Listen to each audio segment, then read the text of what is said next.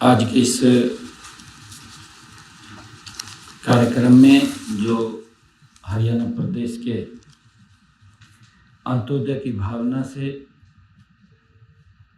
जो आज मुआवजा राशि पहुंची है, इस मौके पर हमारे हरियाणा सरकार में श्याम सिंह राणा जी और हमारे चीफ सेक्रेटरी, हमारे ACS और हमारे सभी अधिकारीगण जुड़े हुए आज के इस कार्यक्रम में, सभी उपायुक्त महोदय, आज की जो ये राशि है, क्योंकि सरकार की जो सोच है, सरकार लगातार अंत्योदय की भावना को ध्यान में रखते हुए गरीब व्यक्ति को कैसे लाभ पहुंचाया जाए और उसको परिवार को दिक्कत ना आए, सरकार समय समय पर ऐसे अंत्योदय परिवारों को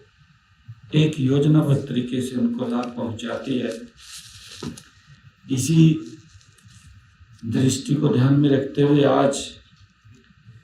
हमने जो योजना,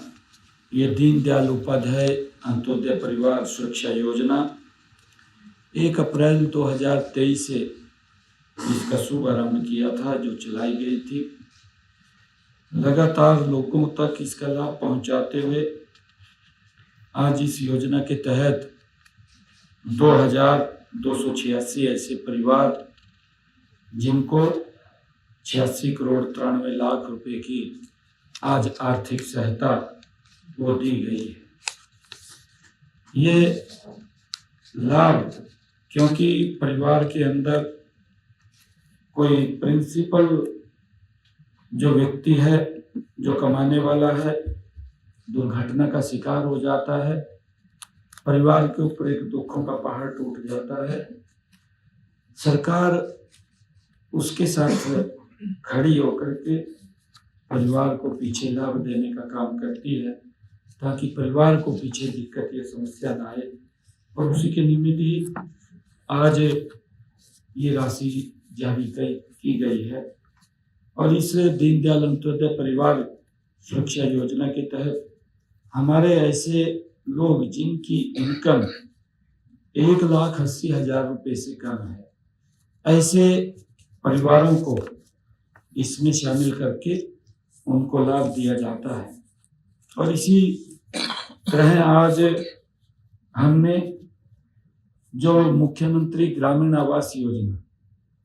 पिछले दिनों भी हमने इस योजना के तहत लगभग 4,532 प्लाट आवंटित किए थे। आज दूसरी इसकी जो योजना के तहत लोगों को लाभ देने का विषय है, दूसरे चरण का, हमने 61 ग्राम पंचायतें और 1 महाग्राम, इसके तहत अभी 2,415 जो हमारे पंचायतों के आवेदक हैं, उनके लिए आज ये पोर्टल लॉन्च किया है। आज पोर्टल खोला है। जिन आवेदकों ने एप्लीकेशन दिया था, लगभग वो 5,22,954 ऐसे आवेदक थे, ताकि जो सरकार की सोच है कि मुख्यमंत्री ग्रामीण आवास योजना के तहत गरीब व्यक्ति को भी अपना मकान हो, अपनी छत हो, उसके लिए आज ये पोर्टल लॉन्च किया है, ताकि वो व्यक्ति इसके अंदर 1,000 रुपया जमा करा करके बुकिंग करा सके और उनको हम ये आवास प्रदान कर सकें। ये भी योजना जो है, ये ऐसे परिवारों के लिए है जिनकी इनकम 1,80,000 रुपये से कम है। और इसी प्रकार से आज हमें खुशी है कि सामाजिक सुरक्षा पेंशन, इसके तहत पिछले दिनों भी लगभग 41,000 लोगों के खाते में ये पेंशन पहुंचाने का काम किया था। अब गत अप्रैल माह में जो हमारा प्रोएक्टिव मोड है, प्रोएक्टिव मोड में जिनकी आयु 60 वर्ष की हो जाती है, 60 वर्ष की आयु में उसको कहीं चक्कर काटने की आवश्यकता नहीं है, प्रोएक्टिव मोड में उसकी पेंशन लग जाती है।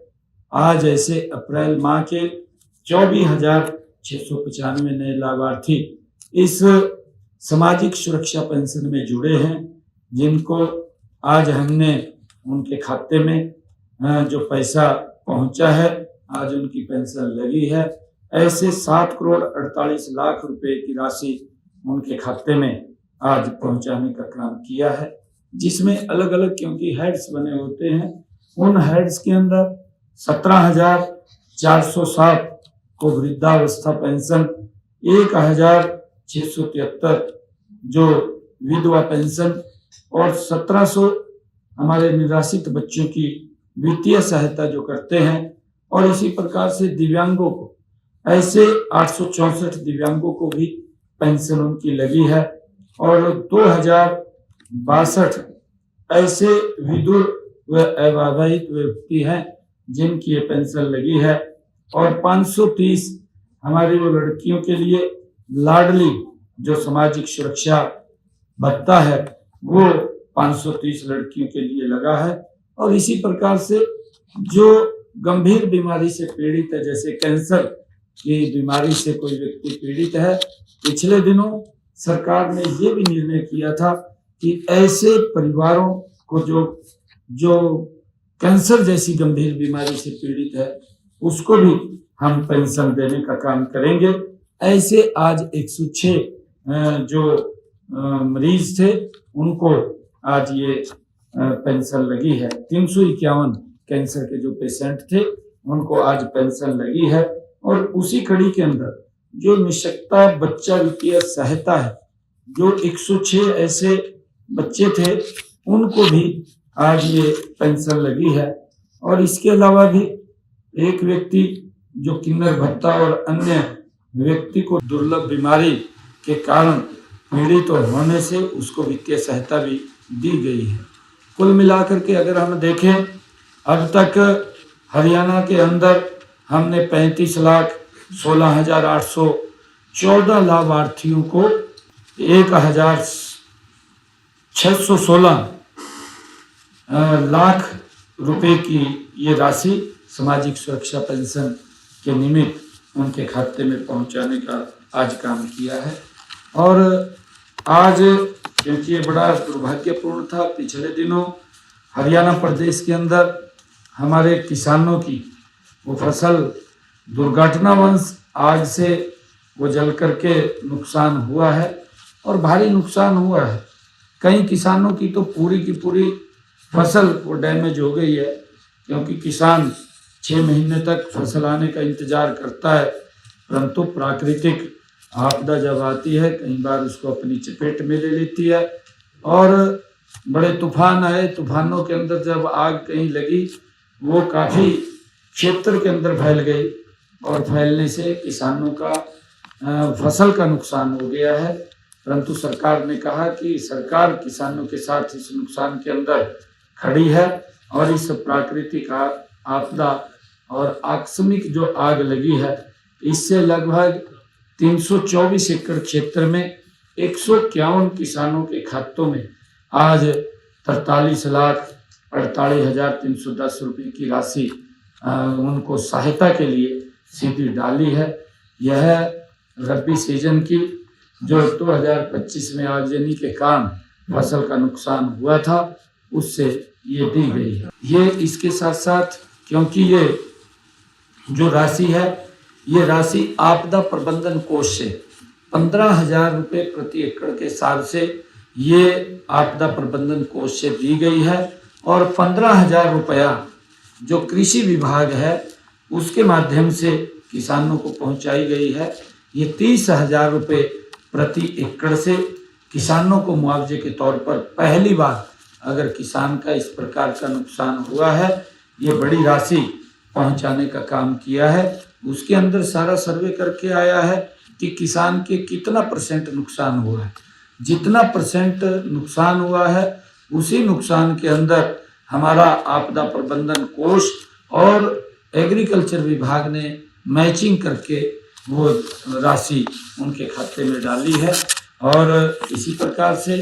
पिछले वर्ष जो धान की फसल थी, उस धान की फसल में भी जो कम बारिश के कारण किसान का नुकसान हुआ था, 2000 प्रति एकड़ के हिसाब से हमने बोनस के रूप में राशि किसान के खाते में पहुंचाई थी। ये 1345 करोड़ रुपए की राशि वो जारी की गई थी। और हमने ये भी कहा है कि जो किसान की फसल इस आग की आपदा में जल करके नुकसान हुआ है, अगली फसल के अंदर किसान को बीज और